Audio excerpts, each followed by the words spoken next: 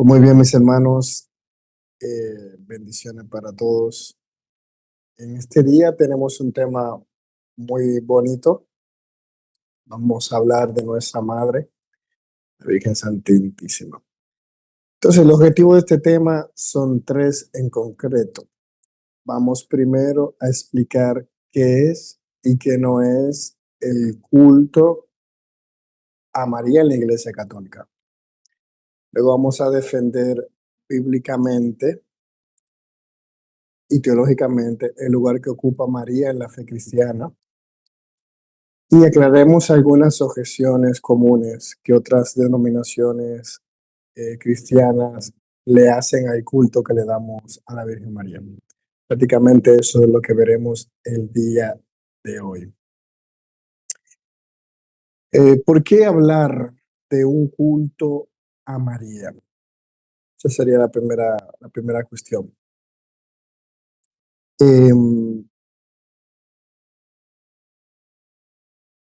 Hoy nos convoca, pues, un tema que despierta pasiones y genera muchas dudas y suele ser motivo de crítica, incluso entre cristianos. Algunos se preguntan por qué los católicos veneran tanto a María. No se le estará quitando la gloria a Jesucristo, no se convierte esto en idolatría. Y estas preguntas, que algunas son sinceras y otras son acusatorias, muestran la urgencia que tenemos de crear criterios sólidos o formar criterios sólidos, especialmente entre los que deseamos dar razón de nuestra fe con claridad, pero también con firmeza. Entonces, por eso esto es un tema muy importante. Hablar del culto a María no es un lujo ni una costumbre piadosa que tenemos los católicos, algo sin fundamento. Es un tema central de nuestra espiritualidad católica y profundamente arraigada en la Sagrada Escritura, en la tradición y en el magisterio de la Iglesia. Sin embargo, vivimos en un contexto donde muchos cristianos no católicos atacan esta devoción y muchos católicos la viven sin entenderla. Y esto abre dos peligros. Uno, el abandono de la devoción mariana, eh, ya sea por temor o por ignorancia, la vivencia de una falsa devoción que raya en la superstición. Y por eso es fundamental que nosotros comprendamos qué significa verdaderamente el culto a María y en qué se basa, cómo se debe vivir. Y no es una competencia con Cristo, sino una forma privilegiada de ir a Él.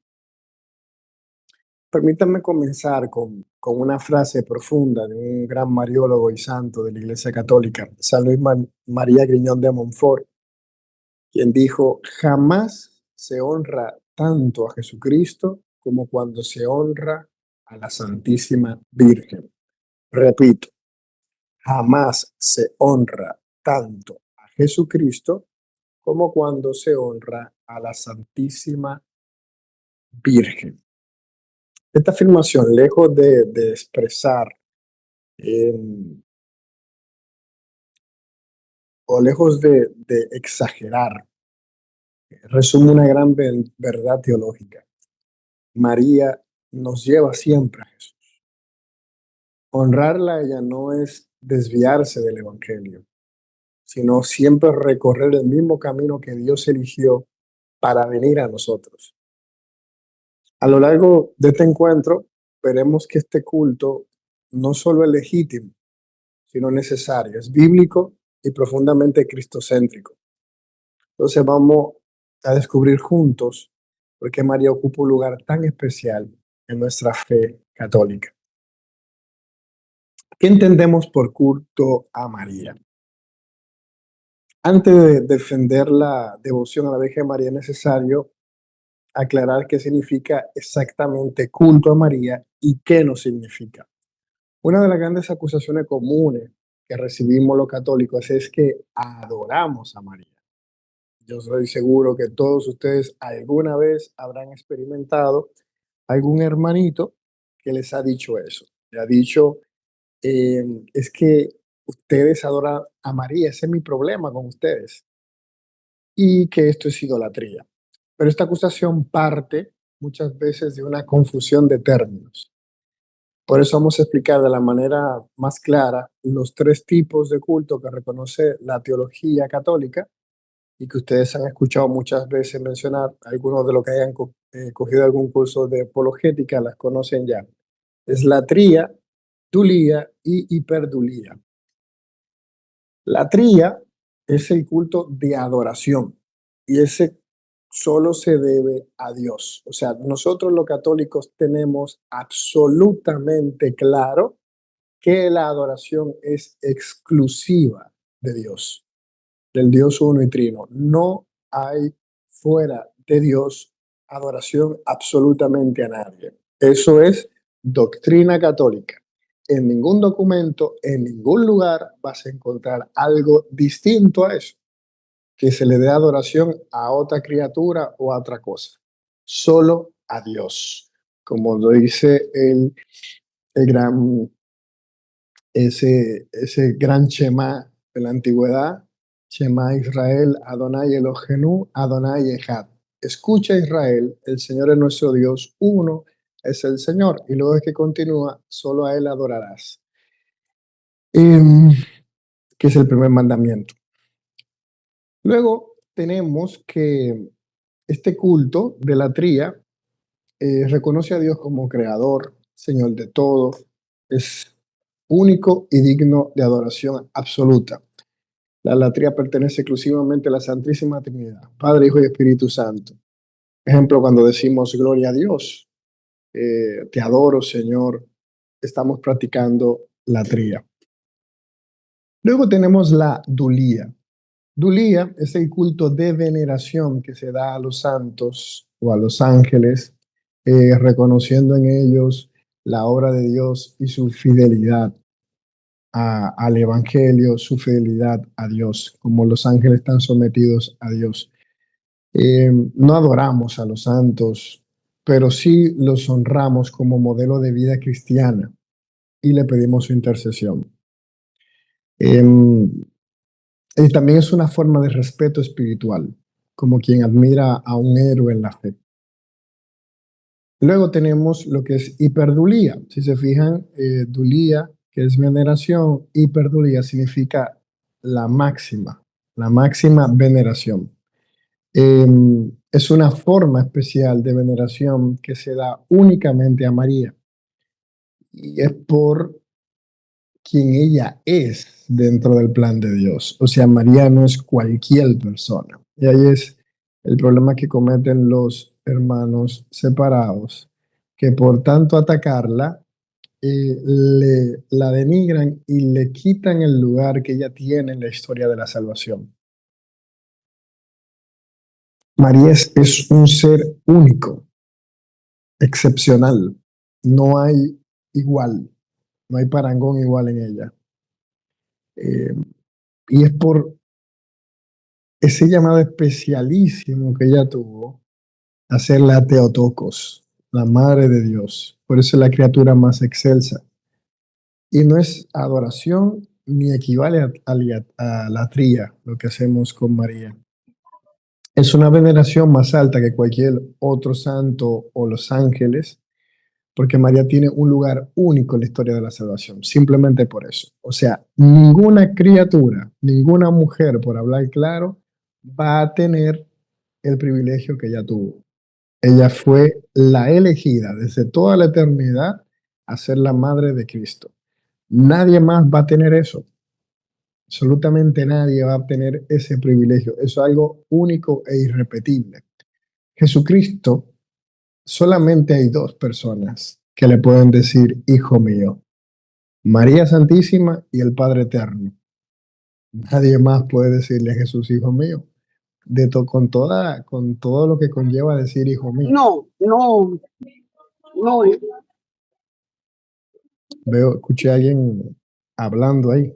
Está bien. Me voy. Ahora es que voy, la acabé. Favor, Si tener mi... quieres, mi hermano, si me dejas de coanfitrión, yo puedo manejar los Ok, dame un micrófonos. segundo para pasarte el, Sí, para que no nos distraigan. Un segundo.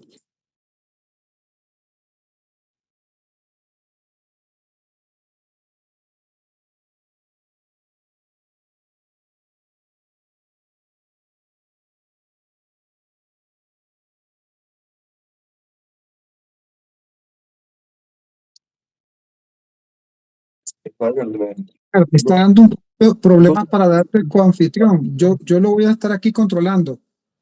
Ok, bueno, Ok. está bien. Pero me di cuenta de esto.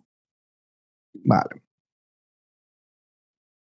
Entonces, mis hermanos, continúo. Ya expliqué por qué la veneración a la Virgen María es de hiperdulía. Hay un santo, no recuerdo ahora mismo, perdónenme que no busqué la fuente porque ahora es que me llega a la mente esta frase.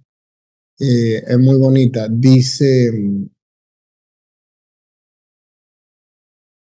debajo de ti, no, por encima de ti, María, solo Dios. Debajo de ti, todas las demás cosas. O sea, a ese nivel está María.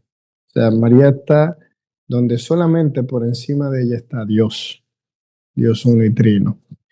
Y eso ha sido por deseo especialísimo de Dios, no es porque es algo que la iglesia le ha aplicado a ella, es que Dios la ha encumbrado a ese nivel. Continuamos entonces. Es fundamentalmente dejar claro que los católicos no adoramos a María y la iglesia siempre ha condenado la idolatría. Si algún católico lo hiciera, estaría actuando contra la doctrina de la iglesia. Y la devoción mariana no pone a María por encima de Dios ni en competencia con Jesucristo. Al contrario, María nos lleva a Jesús, como en las bodas de Caná, hagan lo que Él les diga. Ese siempre va a ser el cometido de María.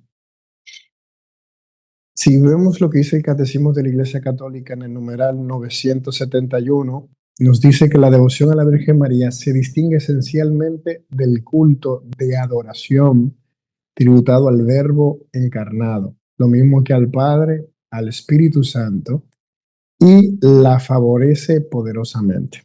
¿Qué significa esto? Que cuanto más auténtica es la devoción mariana, más profundamente nos lleva a adorar a Dios. María no es obstáculo, ella es puente, ella no es rival de Cristo, es su servidora. Y eso es algo que los católicos tenemos claro. Podemos comparar esto con algo cotidiano. Si alguien admira a una madre por el hijo que ha criado, no le quita valor al hijo, más bien lo engrandece. De igual modo, cuando uno honra a María, es reconocer la grandeza de Jesús, porque fue Dios quien la eligió, la llenó de gracia y la hizo madre del Salvador. Entonces, cuando hablamos del culto a María, estamos hablando de una veneración profunda y única, pero que jamás reemplaza la adoración debida solo a Dios. Latría es para Dios, dulía para los santos y perdulía para María, Madre de Dios, Reina de los santos y de los ángeles y la estrella que nos guía hacia Cristo. Ahora, vamos a ver que el concepto de culto, desde la doctrina de la Iglesia, tiene su fundamento bíblico en la veneración mariana que tenemos y vamos a ver que contiene raíces firmes en la palabra de Dios. Muchas personas creen que el culto a María es una invención medieval o una costumbre sin base bíblica. Pero la verdad es que la veneración a María se fundamenta sólidamente en la Sagrada Escritura. Vamos a recorrer algunos de los primeros textos bíblicos que sustentan estas verdades de fe. María está en el plan de la salvación, eso es evidente, o sea, para cualquiera que haya leído un poquito la Biblia, se da cuenta de esto. Cuando vemos la anunciación en Lucas 1, del 26 al 38, en este pasaje Gabriel saluda a María con palabras muy significativas. Le dice, alégrate, llena de gracia. o Jaire, que Jarito Mene, el Señor está contigo. Este saludo, si ustedes se fijan, el ángel, cuando nosotros rezamos la Ave María, nosotros rezamos una Ave María que ha sido construida en la tradición, pero bíblicamente cuando el ángel se dirige a María, o sea, déjame explicarme mejor para que me entiendan. Cuando tú y yo rezamos el Ave María, decimos Ave María, gracia plena, o Dios te salve María, llena eres de gracia. En la Biblia no está el nombre de María. O sea, si tú lees el texto de Lucas, no dice Jaire, Mariam, que Jaritomene. No, dice Jaire, que Jaritomene. ¿Por qué? Porque el ángel le ha cambiado el nombre a María.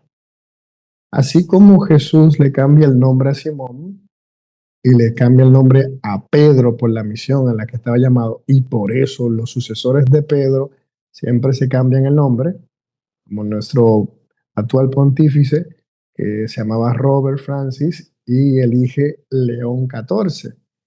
¿Por qué? Porque se cambia el nombre por la misión a la que está llamada. Asimismo, Jacob a Israel, Abraham a Abraham. Son esos cambios que Dios hace por la misión a la que está llamada la persona. Así como Saulo se vuelve Pablo, todos esos nombres que se cambian es porque tienen un llamado especialísimo de Dios. Y en este caso sucede lo mismo con María.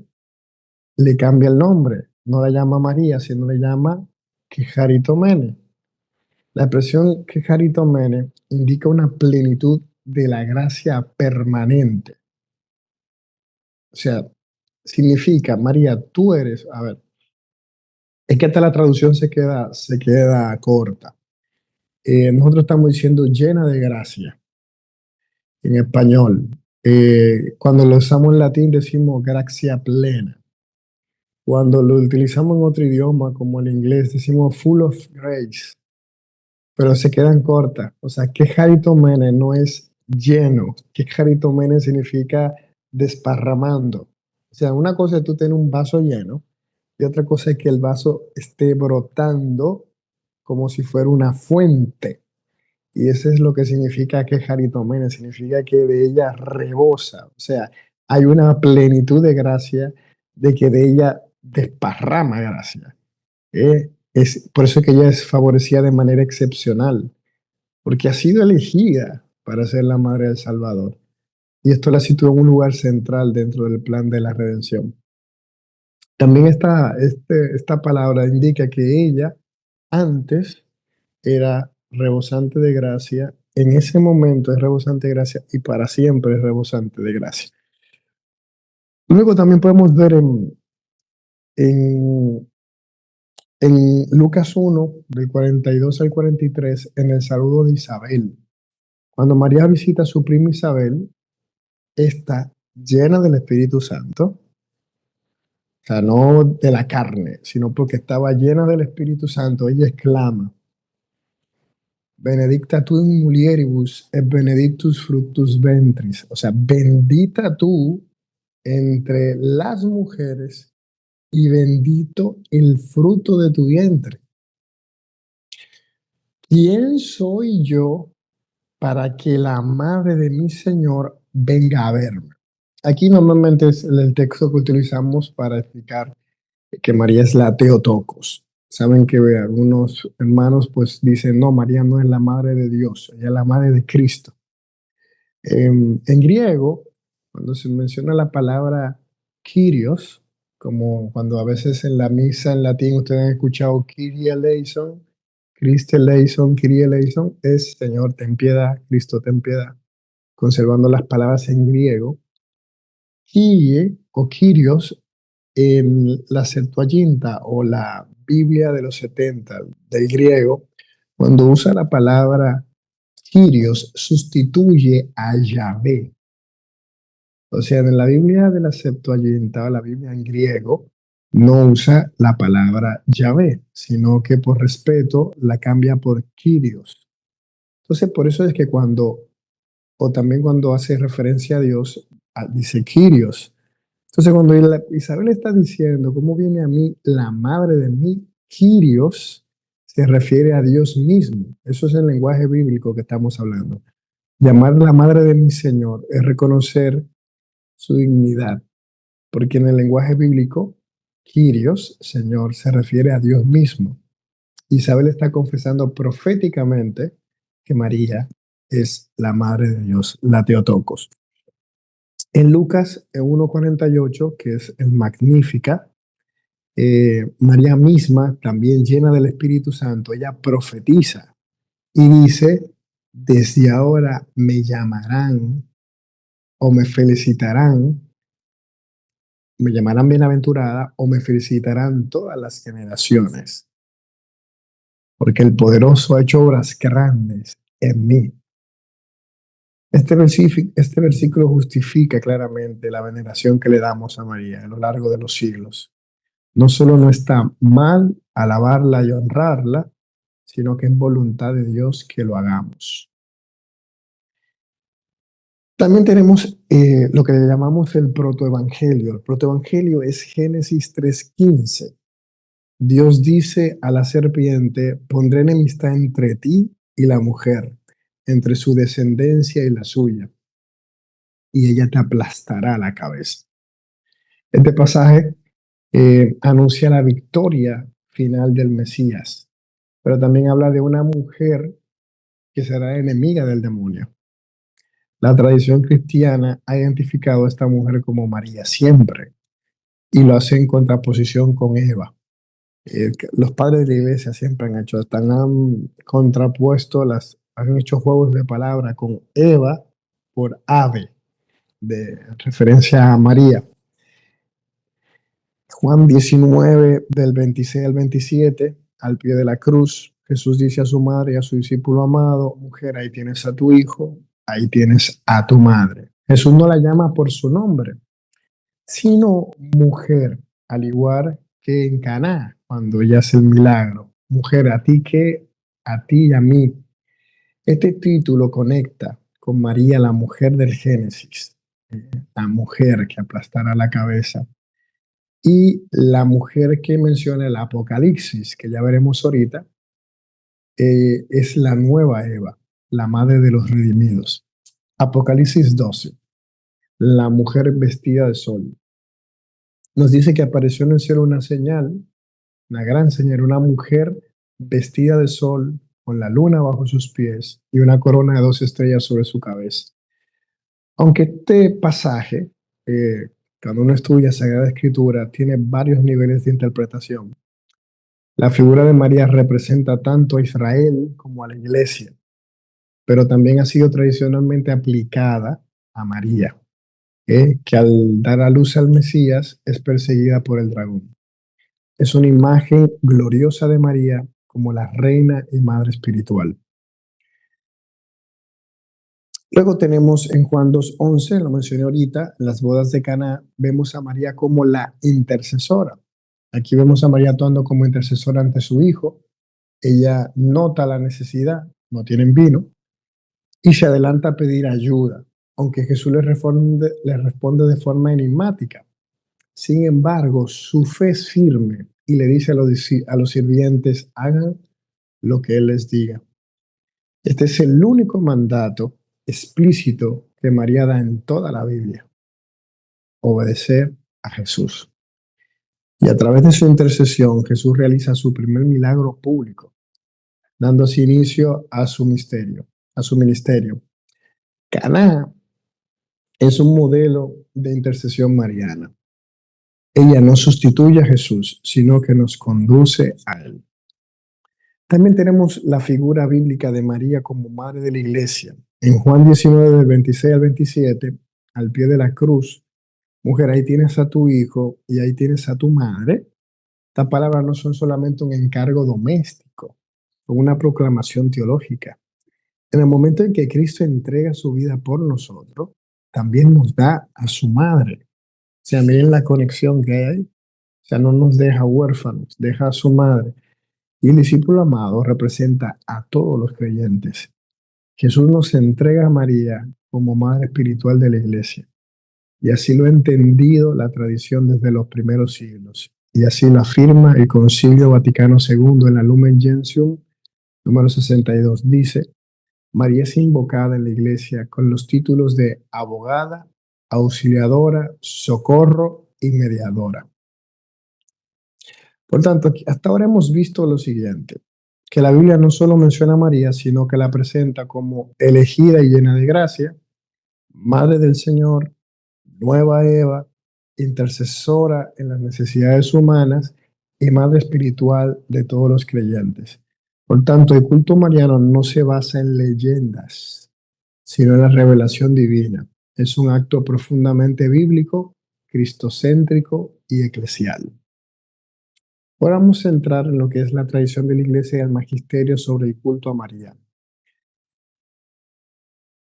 Déjenme ver el tiempo. Quedan 20 minutos. Déjenme ver si lo logro hacer. Hemos visto en el fundamento bíblico el culto mariano, y ahora es importante que nosotros ver cómo no solamente en la parte de cristurística o en la Sagrada Escritura, sino cómo en la continuidad, que es la tradición de la Iglesia, se ha visto ese hilo conductor siempre de esta devoción, desde sus orígenes. La Iglesia siempre ha comprendido y ha desarrollado esta devoción. La fe católica no se basa solo en la Sagrada Escritura, sino también en la tradición y en el magisterio, que son fuentes de la revelación. Tenemos a los padres de la Iglesia, que son voces unánimes de alabanza a María. Desde los primeros siglos reflexionaron sobre el papel que tenía María, que era un papel único en el misterio de la salvación. Tenemos, por ejemplo, a San Ireneo de Lyon del siglo II. Él se llamaba, a San Ireneo le llamaban el discípulo de San Juan Evangelista. Decía él: por la obediencia de una virgen, refiriéndose a María, fue desatado el nudo de la desobediencia de Eva. Aquí vemos que una de las primeras formulaciones del concepto de María como la nueva Eva. Así como Eva por su desobediencia cooperó a la caída, María por su obediencia coopera a la redención. Es una afirmación profundamente teológica y mariana, desde el siglo II. También tenemos a San Ambrosio de Milán, siglo IV, llama a María figura de la Iglesia. Eso lo utiliza mucho el Concilio Vaticano II. Es decir, María es imagen y modelo de lo que está llamado a ser la Iglesia. Virgen, madre, esposa fiel. En ella se resumen los grandes misterios del cristianismo. La veneración a María, vuelvo y repito y recalco, no es un obstáculo para el cristocentrismo, sino que ayuda a vivir plenamente la fe eclesial. También tenemos documentos y concilios del magisterio que dan claridad y definición. A lo largo de los siglos, la Iglesia siempre ha reafirmado solemnemente la dignidad y el lugar de María mediante concilios, documentos oficiales. Y vamos a mencionar dos fundamentales para no extendernos. Tenemos el concilio de Éfeso en el 431. Este concilio fue clave para definir el dogma de María como la Theotokos, es decir, la Madre de Dios. Dice exactamente o taxativamente lo siguiente: si alguno no confiesa que el Emmanuel es verdaderamente Dios y por lo tanto que la Santa Virgen es Madre de Dios, Theotokos, porque dio a luz según la carne al Verbo de Dios hecho carne, sea anatema. Esto no fue solamente una definición sobre María, sino es una afirmación sobre la verdadera identidad de Cristo. Así todo, para que vean qué bonito, o sea, hasta los dogmas marianos se dan en referencia a Cristo para defender a Cristo. Porque cuando tú comienzas a decir que María es solamente madre de Cristo, estás afectando la identidad de Cristo. Estás diciendo como que María es solamente madre de una parte de Cristo, pero que ese Cristo no es Dios. Y en Jesús, aunque hay dos naturalezas, hay una sola persona, que es la divina. Entonces, ese Cristo o ese hombre es Dios. Y ese parte de naturaleza divina, obvio, es Dios. O sea, las dos naturalezas tienen una sola persona que es el Verbo, que es Dios. Por tanto, honrar a María es siempre afirmar la divinidad de Cristo. La Lumen Gentium, en los números del 66 al 69 del Concilio Vaticano II, esta constitución dogmática dedica un capítulo entero a María. En el número 66 se afirma: la veneración de María en la Iglesia se distingue esencialmente del culto de adoración que se da al Verbo encarnado. Y ese documento reafirma que María es modelo de fe y caridad, se le debe una veneración especial y perdulía. Su culto fortalece la unión con Cristo. Y concluye en el número 69 con una exhortación clara: el fiel debe reconocer a María como verdadera madre espiritual en el orden de la gracia. Tenemos a Juan Pablo II en la Redemptoris Mater, eso es en el 1987. Este documento profundiza el papel de María en el misterio de Cristo y de la Iglesia y afirma lo siguiente: María está presente en el misterio de Cristo porque ha estado presente singularmente en el misterio de su pueblo. Y añade que su maternidad espiritual continúa hasta la consumación de los tiempos. La devoción mariana, lejos de ser opcional o secundaria, es esencial para una vida cristiana madura. Por tanto, como hemos visto, la tradición y el magisterio no inventan doctrinas, sino que custodian y desarrollan y explican lo que desde el inicio ha creído la Iglesia. Y desde el principio los cristianos han amado, venerado y acudido a María como Madre de Dios y Madre nuestra. En resumen, los padres siempre reconocieron a María como la nueva Eva y figura de la Iglesia. El magisterio proclamó a María como la Theotokos y promovió una veneración clara y ordenada.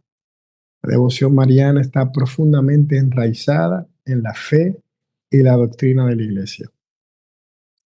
Hay algunas objeciones comunes que se le suele hacer al culto a María y vamos a ver algunas respuestas. ¿Cómo tú puedes responder con claridad y firmeza a objeciones más comunes? Entre estas objeciones muchas veces vienen de hermanos separados, pero también de católicos mal formados.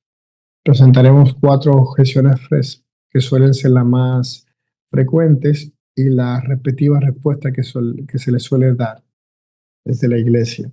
La objeción 1: María es solo una mujer. ¿De acuerdo? Sí, María es una mujer, pero no cualquier mujer. Es la única en toda la historia que llevó en su seno al Hijo de Dios. Fue elegida desde la eternidad para cooperar en el plan de salvación. Ya lo vimos en Lucas 1:28, cuando dice: alégrate llena de gracia, el Señor está contigo. La expresión llena de gracia, ya le dije, el que es haritomene, acuérdense de todo lo que implica eso. Eso implica una plenitud permanente de gracia en ella. Algo que no se dice a ningún otro personaje bíblico, a nadie más que a ella se le dice esa frase. Y esto nos habla de su santidad excepcional, de la elección divina, de su misión única. Por tanto, María no es una mujer más, es la Madre de Dios, la Theotokos, y por eso la veneramos de forma especial. O sea, María, si ustedes se fijan, en el Génesis ya te hablan de ella, la mujer. La profetisa Isaías, hablando de la Virgen que esté encinta y que dará a luz a alguien que le llamaran Emmanuel, a su hijo, que significa Dios con nosotros. Lo vemos en Lucas, que habla de María. Lo vemos en Pentecostés, donde dice que María estaba ahí con los discípulos esperando la venida del Espíritu Santo. La vemos después al final en Apocalipsis 12, como la coronada de estrella, vestida del sol, con la luna bajo sus pies. O sea, María está en todos los momentos importantes de la Sagrada Escritura. O sea, no es cualquier persona. Objeción número 2 que suelen presentarnos es que la Biblia dice que solo hay un mediador entre Dios y los hombres. Eso está en 1 Timoteo 2:5. La cita completa dice lo siguiente: porque hay un solo Dios y un solo mediador entre Dios y los hombres, el hombre Cristo Jesús. Es totalmente cierto esto. Jesucristo es el único mediador en sentido absoluto, porque solo Él es Dios y hombre, y solo Él nos redimió con su sangre. Ningún católico niega esto. Sin embargo, en Cristo y por Cristo, todos los cristianos podemos interceder unos por otros. Y nosotros, siendo pecadores, podemos orar unos por los otros. ¿Cuánto más María, llena de gracia y unida perfectamente a su Hijo? Con más razón. Ella no es una mediadora alternativa, sino una intercesora subordinada y dependiente de Cristo, como dice el Catecismo en el numeral 970. La intercesión maternal de María contribuye a la mediación única de Cristo. O sea, yo entiendo que está más que claro. O sea, si yo puedo orar, interceder por alguien, por un hermano, ¿cuánto más María no lo va a hacer? ¿Cuánto más ella que está en la presencia de Dios no lo va a hacer? Obvio. Objeción 3 que suelen presentarnos es que los católicos adoran imágenes. Esta es una confusión común. La iglesia, como lo he dicho y vuelvo y lo reitero, prohíbe taxativamente la idolatría. No adoramos imágenes. Lo que hacemos es venerar lo que representan, como quien tiene una foto de un ser querido.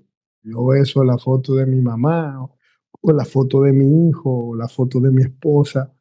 No significa que me creen que los católicos no adoramos imágenes. La iglesia prohíbe taxativamente lo que es la idolatría. Y hablamos de que cuando tenemos una imagen, nosotros lo que hacemos es venerar lo que ellos representan, como cuando nosotros tenemos un ser querido, que tenemos una imagen, yo no estoy adorando la foto porque la bese, porque la mire con amor, porque me recuerda a la persona. Y ellos se apoyan mucho en el texto de Éxodo 25, del 18 al 20, donde Dios, perdón, el texto de donde que les comentaba al inicio, donde Dios dice, no te harás ninguna imagen en el cielo o en la tierra, no le rendirás culto, solo a tu Dios adorarás. Este texto, lo que quiere decirnos el Señor con él es que yo no puedo crearme un ídolo. Un ídolo es lo que ocupa el lugar de Dios. O sea, la gente ellos se van a las imágenes, pero hay veces que ponen otras cosas en lugar de Dios. Ponen al dinero por encima de Dios. Algunas personas ponen hasta su pastor por encima de Dios y eso también es idolatría. Entonces, yo no puedo, lo que Dios está prohibiendo en ese momento, en ese texto, es que yo haga una imagen para yo adorarla o ponerla en el lugar de Dios. Eso es algo que no hacemos los católicos. No ponemos una imagen en el lugar de Dios. Es simplemente una representación. Ahora, bíblicamente también podemos probar que, que si esto fuera así, pues Dios se contradeciría. Porque en Éxodo 25:18, Él manda a Moisés a fabricar la imagen del arca de la alianza con 2 querubines. Eso es algo de arriba del cielo.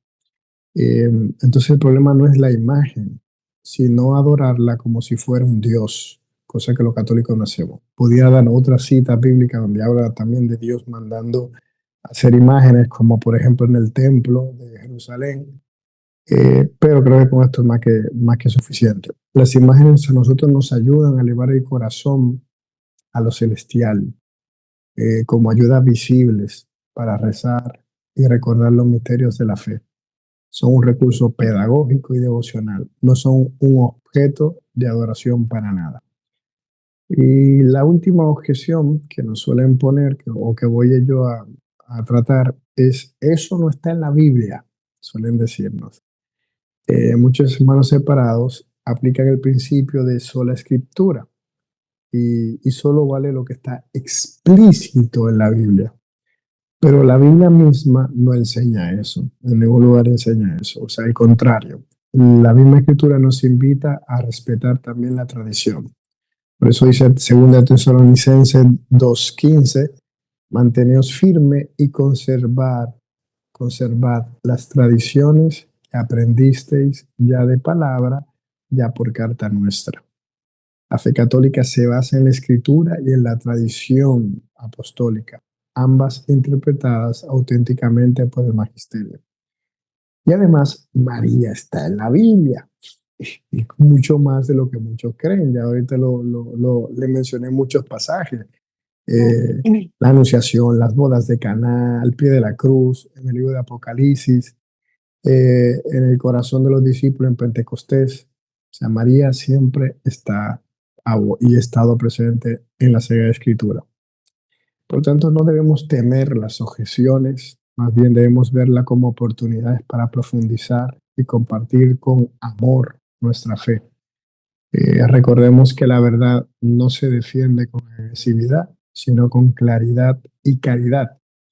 Y sobre todo, recordemos que cuando explicamos con amor quién es María, estamos hablando de Cristo, porque toda la grandeza de María viene de Él y conduce a Él. Quiero cerrar con cómo vivir una verdadera devoción mariana. No basta saber que María puede ser venerada. Como católicos estamos llamados a vivir una auténtica devoción mariana. Una devoción que no se queda en lo emocional o en lo supersticioso, sino que lleva al corazón del Evangelio, a Jesucristo. Entonces, ejemplos prácticos de cómo vivir la devoción mariana en lo cotidiano. Por ejemplo, el rosario, que es una oración contemplativa, profundamente cristológica, donde meditamos los misterios de la vida de Cristo desde el corazón de su madre. Justamente este tema lo daré más adelante. Vamos a profundizar en esta devoción del Santo Rosario. Creo que me tocará el 23, si no me equivoco. Creo que es que me toca algo así. Pero en fin, me tocará otro viernes hablar del Santo Rosario. El Ángelus, que es una oración mariana, nos recuerda el misterio de la encarnación, que se reza tradicionalmente a las 6 de la mañana, a las 12 del mediodía y a las 6 de la tarde. Se suele cambiar en Pascua por el Regina Coeli, Alégrate Reina del Cielo. Es el que se suele hacer ahora en Pascua, durante el tiempo pascual. También en las fiestas marianas, participar con fervor en las celebraciones como la Inmaculada Concepción, la Asunción, Nuestra Señora del Carmen, la de Guadalupe, nuestras vírgenes patronas de cada uno de nuestros pueblos, de nuestros países, entre otras, son oportunidades para honrar a María y crecer en gracia. Estas prácticas no nos alejan de Jesús, sino que nos preparan para recibirlo mejor, porque María siempre nos lleva a Jesús. Como en las bodas de Caná, María siempre nos va a decir, hagan lo que Él les diga. Y estas son las últimas palabras de María registradas en los evangelios. Y son toda una síntesis de su misión.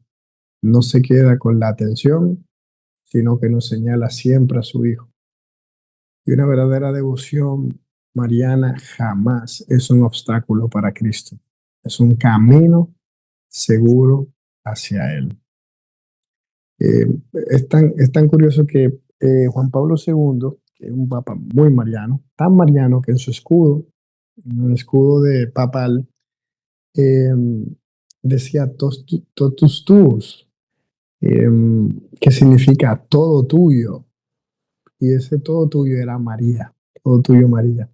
Y él decía muchas veces a Jesús por María, porque él entendía, como tantos santos lo han entendido, que María es el camino más corto, más seguro y más dulce para llegar a Jesús. Ella forma a Cristo en nosotros, como lo formó en su seno. Y al acercarnos a María, nosotros nos dejamos moldear por las mismas manos que moldearon al Salvador. Yo espero que estas enseñanzas que hemos visto el día de hoy no solamente se queden en tu mente, sino que transformen nuestros corazones y nuestra vida espiritual. Si vivimos con María, vivimos más cerca de Cristo, y que nuestra devoción mariana nos impulse siempre a amar más, a obedecer más y servir mejor al Señor. Que Dios les bendiga.